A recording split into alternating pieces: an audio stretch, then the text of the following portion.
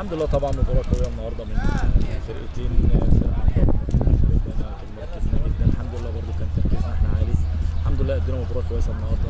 يمكن احنا مسكنا المباراه في الشوط الاول وبدايه الشوط الثاني لغايه ما بدأنا جابوا الجول. الحمد لله انت شايف المباراه كانت قويه بين الفرقتين. الحمد لله برضو ما زال احنا محافظين على الاول، دي بالنسبه لنا حاجه كويسه ومركزين ان شاء الله لسه نقدر نعمل حاجه باذن الله النادي البلديه. الماتشات بتاعت الفترة دي بتعتبر ان انتوا بتاخدوها يعني كأنها ماتشات ودية دلوقتي بعد ما ضمنتوا الصعود عشان دوري الترقي ولا؟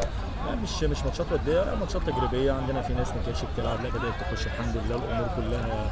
كابتن جمال في لعيبه قال لك لا، في لعيبه كانت بعيده شويه عن الماتشات، وكانت في لعيبه جايه من الاصابه، وكل الحمد لله دلوقتي شارك بصفه اساسيه وكل الناس جاهزه. والحمد لله باذن الله الفتره الجايه كلنا يعني جاهزين لفتره الترقي، لانها فتره صعبه جدا. شايف الفرق اللي صعدت فرق كبيره ولسه في مجاميع ما حسنتش فيها الموضوع يعني. فبالنسبه لنا احنا طبعا كنادي بلديه احنا مركزين وعايزين نكمل المسيره اللي احنا بدأناها من البدايه. هتكمل مع فريق البلدية في حالة الصعود ولا جاي لك عروض من الدوري الممتاز؟ والله الكلام ده سابق اوانه، ولكن الحمد لله يمكن في موجود عرض ولا اتنين، لكن انا طبعا بحترم تعاقدي مع نادي البلديه وان شاء الله الكلام ده سابق اوانه. هو مدته قد ايه التعاقد؟